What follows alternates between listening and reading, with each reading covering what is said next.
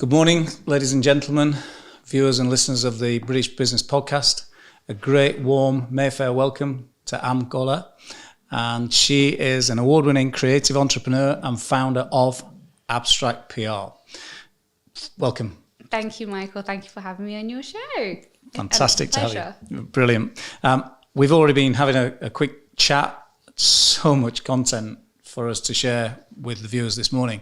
So if I can ask you to start off on your business, your journey, your entrepreneurship, everything that you've done in business, so that our listeners can get a great insight into what you do. Oh gosh, we'll be here a long time. My journey started from art school. And obviously, today I have a PR and media agency. I do a few other different things today, but it's the journey that obviously gets you to where you are currently and today. And I believe in life, we all have chapters. We all have different chapters that we're going to go through. Went to art school, went to St. Martin's and graduated in textiles knitwear. And I went on to doing London Fashion Week with designers like Alexander McQueen, J.W. Anderson, did that for about a year and realized there was no stability there. And I guess when you're in fashion and you're freelancing, it's not a full-time thing. I then ended up meeting one of my first mentors, John Michael Ingram, and he had the first fashion publication company. He was already in the manufacturing industry. He was in his late 70s at the time. So his manufacturing business was a very kind of time pass thing for him at that present moment. And luckily enough, I went on board to work with John.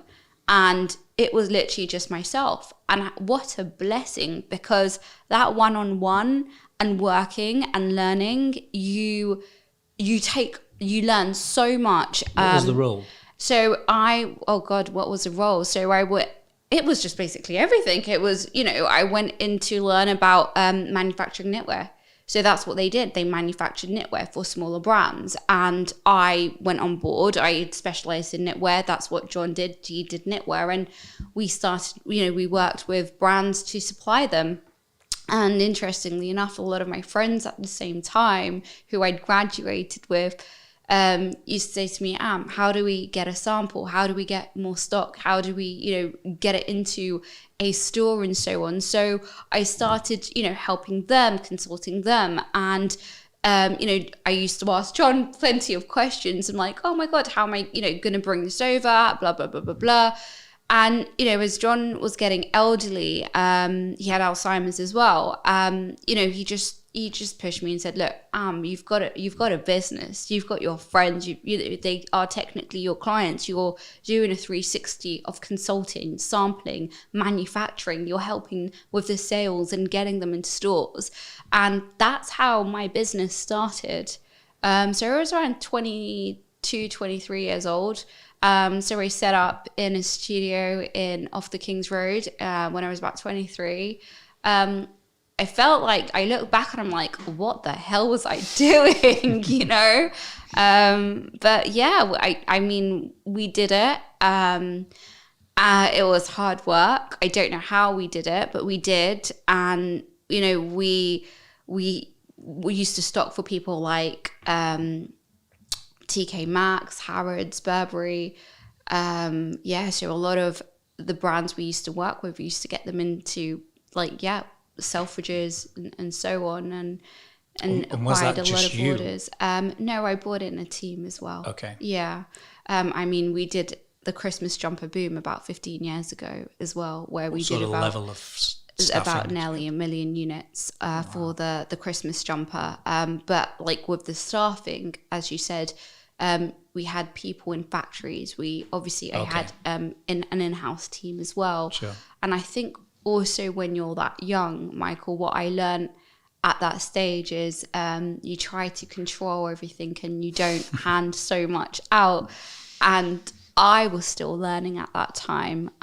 You know, I used to have to deal with logistics and customs and so on as well. So I had the customs team. So I had a great import-export guy that used to support us, and, you know, used to have the in-house team. And I remember one time we had an order come in. It was a very small order for 50 units. I think it may have been for like Topshop or something. And the buttons were literally 2 inches higher than they should be. And I remember I got the whole team just sitting there unstitching these like buttons on these cardigans and just moving them slightly down. It was interesting. But it's small things like that, you know, that there's so much that you've got to within requirements. And you know, I also went on to support Burberry Children's Wear when I was about 25, 26 years old. So I was headhunted when they bought on the children's business. The children's business predominantly didn't exist, a very small part of it in Barcelona. So they bought it to London, wanted it to build it into a complete business, which they have. And right now, if you look at it, they are completely and absolutely successful. And I remember I went on board there, and, you know, with even the children and baby garments, like the requirements of, you know, things. And I guess, you know, when you're a child, you can't have certain like tie-ups and so on. But I did the knitwear stuff. I had my own brand by 25, which was exclusive with ASOS. We did a crazy men's knitwear line, which was absolutely brilliant, and I loved it. But, you know, you work hard, you don't know balance, because we don't get taught things like that in school. And I ended up having a burnout when I was around 28, 29 years old. 28. Yeah. You know, I was always on flights. I was in factories for months, like sometimes 2 months, and then I'd be back in London, and then I'd be in Italy for a Petit Filati show, or we'd be in Paris for Paris Fashion Week for clients, sample sales, and or just sales and shows and so on. So was it pretty much 24/7? Oh, yes. 7 days a week? Oh, yeah. My factories were everywhere as well. So I'm talking East Asia, like East China, and like, yeah. So you're constantly, at that time, it was all about Skype. You know, like today, yeah, we've been in a pandemic for the last 2 years, and people are like, oh my God, this is the first time we're using Zoom. I mean, I was using Skype a long time ago, so yeah, always on Skype. I had Skype on my phone, like, and that's the way we used to communicate, you know, with factories, with everything that was going on, and, you know, updates and orders and yeah. So when you got to 28 and you had that burnout, were you quite successful at that point, or were you very successful and you got to 28 and you thought, there's got to be another way? You know what, Michael? I look back at my life and, you know, I think I pretty much achieved everything I wanted to achieve by 25. So, you know, when you're a young girl or young boy, and you have this kind of vision of like, this is what I want to do and this is what I'm going to achieve.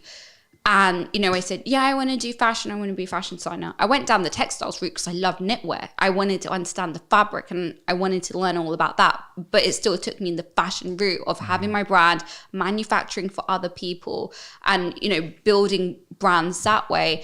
And I look back and I'm like, wow, I pretty much achieved what I wanted to by that age. You know, I was already in Vogue. I was already in the Telegraph. Drapers were already writing about me. You know, so it was that success was basically from then. And when I got to the point of getting to 28, I was just exhausted. I was tired. It wasn't. What were the signs? It wasn't the consulting that I didn't love, because I love consulting. I love building brands. I still do that today. Sure. And, you know, we've built that into abstract PR today. The signs of burnout for me was just exhaustion. Okay. Exhaustion. You're unhealthy because you're awake at all different times of the hour. So you're eating crappy foods, that lack of any energy, any like vitamins and minerals. My anemia, I was quite anemic when I was younger anyway, but my anemia got quite bad because I wasn't eating the right foods and nutrition to, you know, help me. I remember going to studios and, you know, living off coffees and Cokes and sugars, and it was awful. It was absolutely awful. Was that self-aware, or were other people at that point starting to give you telltale signs? Were they commenting to you? Did you have a support network around you? Michael, that was over 10 years ago now. Like, I'm telling you my age, but like, no, I wasn't surrounded by people to be like, oh, you're burning out. Yes, you work hard and you're stressed and you don't know how to manage stress. I had no idea how to manage my stress. So the success was there, but also there were lots of things that were sort of in your brain that you had to manage. I didn't know how to manage that. No one taught me how to manage that. We don't get taught this at school. And at that time, I'm like, mentors and coaches weren't that big 15 years ago. No, they weren't. Like, if I knew about that, I'd be like, yeah, I'll acquire my mentor. Luckily I got my mentor 10 years ago, my business mentor. And 10 years ago or so on, I started delving into the coaching, and then I got serious about it 8 years ago, where I then went into the human behavior and the psychometrics and understanding more of the brain and how people's actions work, if that makes sense. And you had all of that experience. Life learning 100%. to that point to know exactly what people were going through. Exactly. So when people, come to me and they say I'm going through this, I'm like, right, this is what you've got to do. These are now the tools. You've got to figure out what's going to work for you. Because yes, I'm not going to coach you, because a coach assists you on things that they haven't been through. A mentor or someone that's kind of been there, done it, and that can tell you, right, this is the stuff. But we do need to talk about this more. But yeah, going back to the journey, I ended up by default into media, and something I've always done is build brands, Michael. The vision has always been like, when I was 18, 19, people were like, oh yeah, you do fashion. Do you know how to build a fashion brand? And I'm like, I'm still at university, or I've just graduated. But I'd always have this vision, right? Yeah, go to some trade shows, go and have a look, go and see if you can get your brand out there. And like, it was always there. Like, it was always kind of like envisioning what steps do you need to take. And I've been doing that for a long time, and I love it. I love building people. So that was that inbred? Was that things that you'd become to manifest in your brain through what you'd been doing, or actually had you been reading books, going on courses? At that young age, no. No, sure. I grew up with my dad having a business, but in a completely different industry. Like, sure. He's in the car industry, so absolutely different. Right. So it was interesting actually that you talk about that, because from a young age, I remember when, the computers came about, those big boxes, you have those big monitors that make really loud noises. I remember creating my dad's first business card. I think I was probably still in junior school, and I think I did it on word art. I'm like, oh yeah, like a car, and let's put clip art in this. And I remember like, yeah, okay, you've just created my business card. I love doing things like that. I've always got these visions and ideas. How old were you then? Oh, I don't know. 9, like 10? Yeah, like probably that, as that so young. Creating brands from 9 years old. It's fantastic. Maybe, yeah. And I just love it. And I love how all of that journey and all of those skills have tied up into what abstract PR is today. So obviously default ended up going into media. 7 years ago, obviously after my burnout, I realized, there's more to life apart from working hard for the money and not look after your health, because your health is your wealth. Absolutely. And, everything is to do with purpose in life. That's the most important thing that you've got to recognize. Anybody's got to recognize everything we do is for a reason. We're all here on earth for a reason. As we came in, as we go out. And I know it sounds really morbid, but we can go any day. Like, I could literally go tomorrow, but I'd be content. I'd be like, what, I've achieved everything I've done. And I hope I've helped a lot of people on the way that can continue and take that forward and circulate that. So when was Abstract PR, public relations, set up? So that was born about 7 years ago. In 20... What does it feel like? How long does it feel? it feels like a long time ago because you know what? We just love what we do. Sure. We absolutely love what we do. We work with real people, Michael. And the reason Abstract PR was set up is after my burnout, and I was consulting, ended up going into media, ended up consulting brands as well. So I was doing media for Balfour Beatty, a huge infrastructure company. So we was look after huge projects like the former Olympic Stadiums, Aquatic Centre, Providence Tower, St James's Market. They were my projects. Do you do small things? Oh, no, I don't. So that was all over like £30 million projects. But you know what? I was chucked in the deep end there. I had no idea what I was doing, but I learned. And that's where I undertook the practitioner course. So I did my 3-year stint there and took some time out of life and ended up consulting and real brands and real businesses, and it was more than just like a few at this point. And I thought, oh no, it's happening again. Like, it's now a business, it's not just me consulting anybody. And I thought, right, if I'm going to do this, I want to work with real people and add real value. I'm not about people coming to me because I want to be famous, or influencers and celebrities. Unless there's some foundation there of what you want to share, then we're all good to help you. And you know, we help to strategize who that individual is. Someone may have so much expertise and so much value, but they just haven't positioned themselves correctly to the world and who they are. And that's what we do. We are not just sporadic PR. So obviously, you know, the team is great and we have so much experience that it's about building your brand. It's not just about looking at media, right? It's about who are you? Is really getting down to that core of that individual, about what are their core key messages? What do they stand for? And we look at their positioning and we work out their positioning that way, and just staying true to who they are. You know? How many clients do you have right now? So how the business is split after COVID is we have got our management side of the business, which Elaine, my managing partner, who's absolutely amazing, like with over 30 years of experience, and you know, she's been a journalist and been in production, and she's also, you know, a book coach as well. Brilliant at what she does. So she just like manages all of the management clients. So we have several management clients there. Okay. And obviously during lockdown, what we did is I wanted to help serve everybody.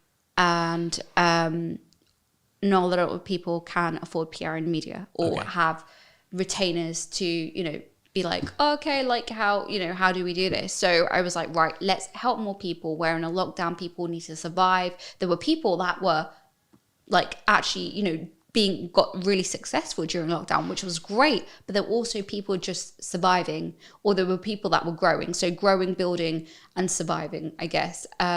So what we did is we built this platform called Pay As You Go PR.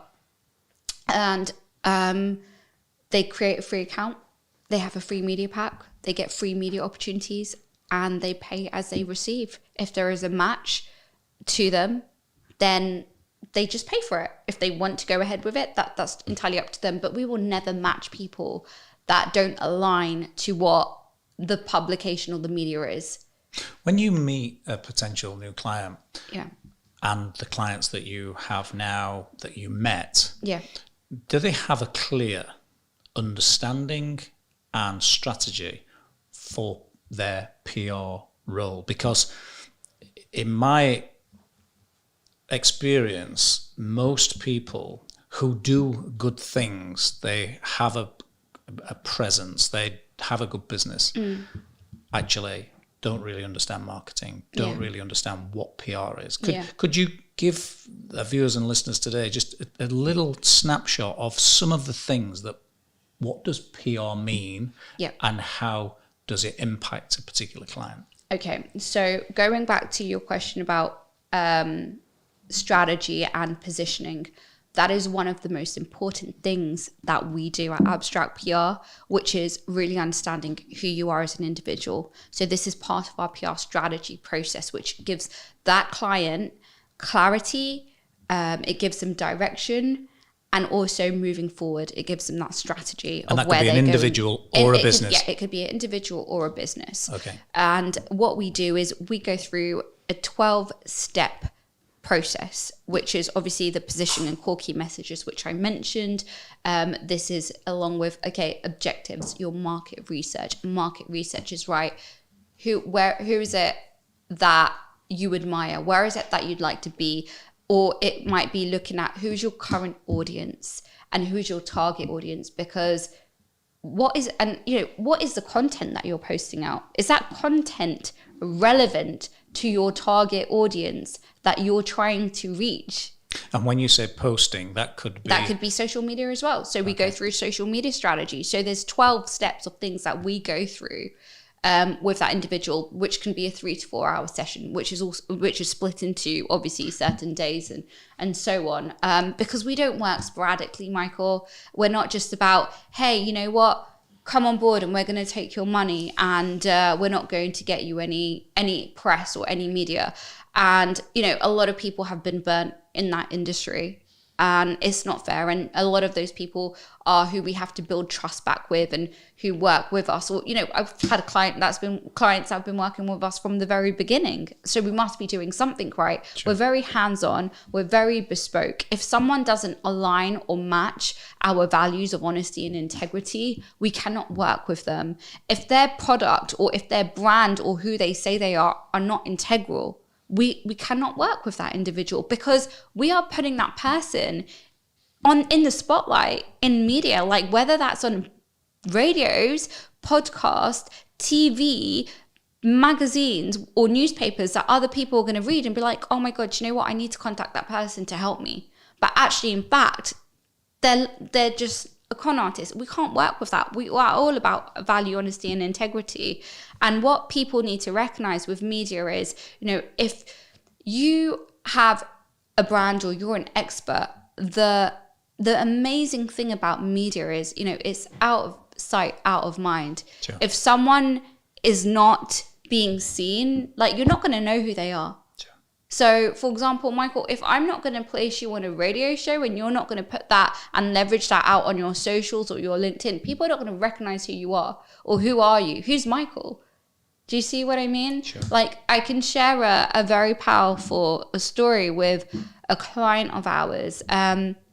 She suffered with autoimmune disease and was, bedridden and, in a wheelchair and so on. And she couldn't deal with it. So she started going into nutritional health and learning more, and started going down the holistic route and nutrition. And she healed herself and she's marker free.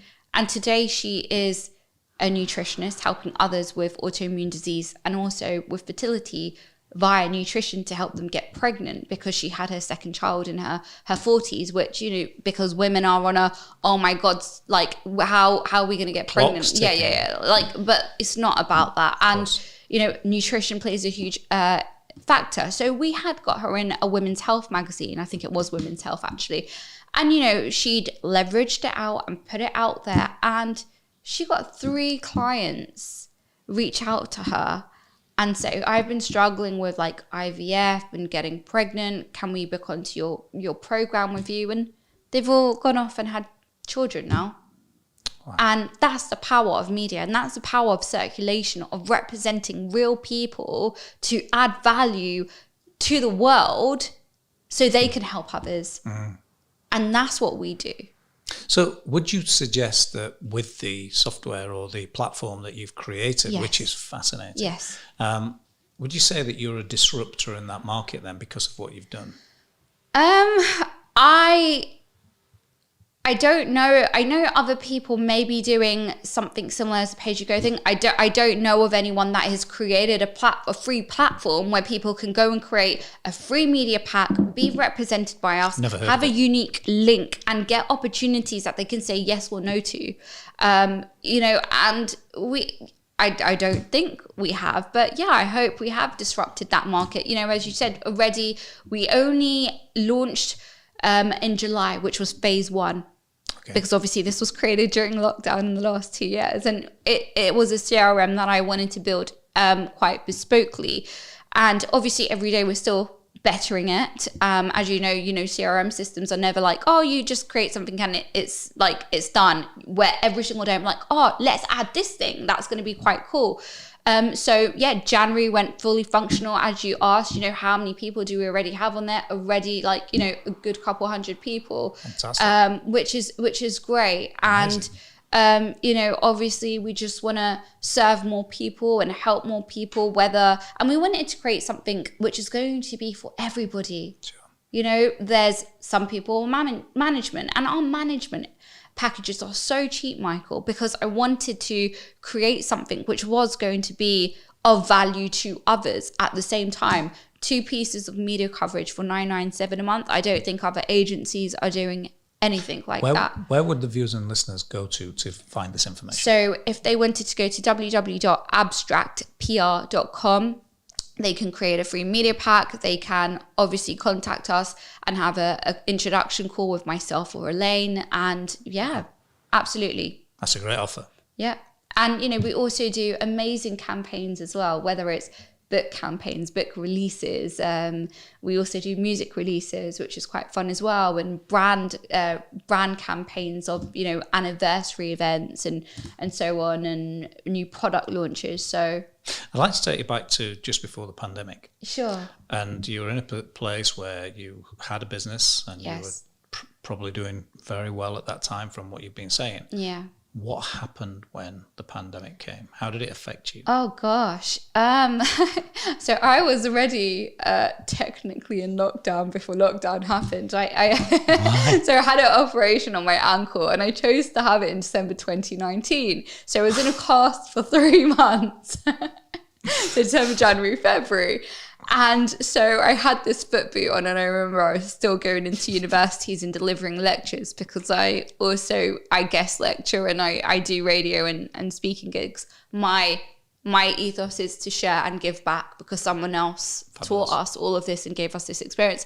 So I remember going out and going back into the office. At times our office was in Kensington, and I was, I'd come out like once a week or twice a week and so on. And all of a sudden this crazy weird thing was happening in the world. And like all of a sudden we were in lockdown. I'm like, what? This is weird. Like, what's going on? But I was already, because I'd already preset myself to working from home.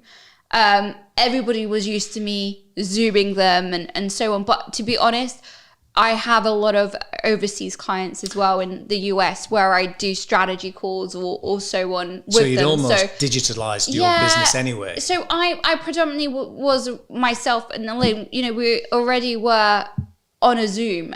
So it didn't affect us so much at the beginning.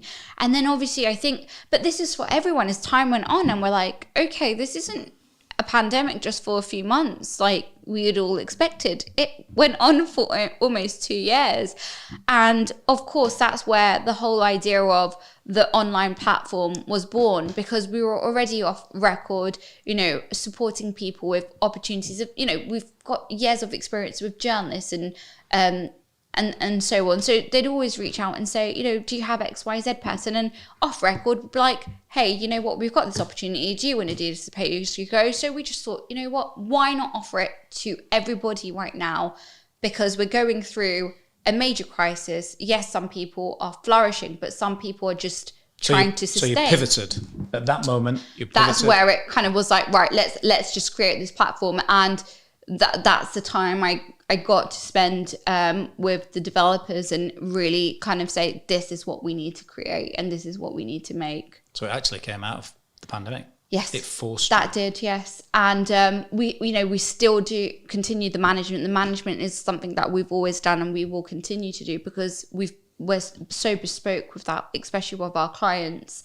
And we work with real people and add real value. So yeah. So what's the plan? What's the future look like for your business? For Abstract PR? I just hope we can serve more people.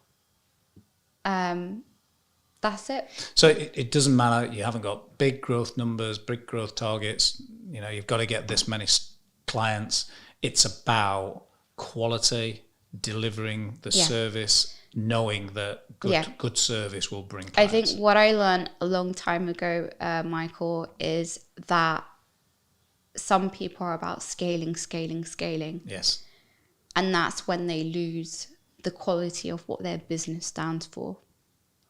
And we're content, and obviously we want to continue serving more people. And as that happens, the team grows, and that's brilliant. And we are growing. We're a growing business right now, and we work and we take on amazing employees that fit the value with the business. Has it been tough trying to find those people to work? It has. It has been. Because a lot of businesses have told us it's been really tough. It's been quite recruiting them, getting them in the first place, and then keeping them and engaging with them. Yeah, I think the hardest thing is to find people in the first place. I love to provide people opportunities. When I think in the midst of Abstract PR starting, I used to support a lot of universities of their new graduates come on board, maybe do a 2-week work experience with us, or they then become employees, because I'd want them to grow. And also, Michael, when you come from, I came from a creative background, so I know how difficult it is to get a job, and I know how difficult those stepping stones are. And if I can give people those opportunities, hell yes, to grow. If they go somewhere else, that's great. I've still given them what they need.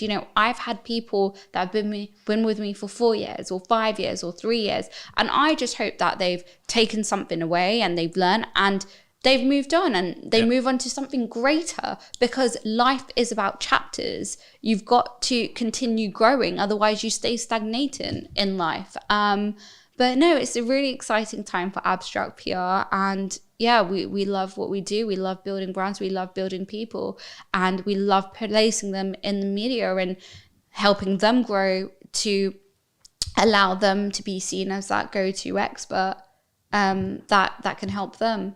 We had a client on a TV show, and they have an amazing product about nutrition and DNA, and the client went on to the TV show and got remarkable feedback after it, and sold their products, because people like, oh my God, I want to get tested, and how do I do this? And that's the power of media, putting the right things forward, and that's what we do. We hope we get have some influence on that, and we work with diverse and inclusive clients. That's not our narrative of like, we're all about diversity and inclusivity. Yes, we want to push more out into mainstream media, but that's something that we've always done. Okay, so is there anything that we've missed that you wanted to follow up with, or just to put out there to the viewers and listeners who will be hanging on every word you're saying?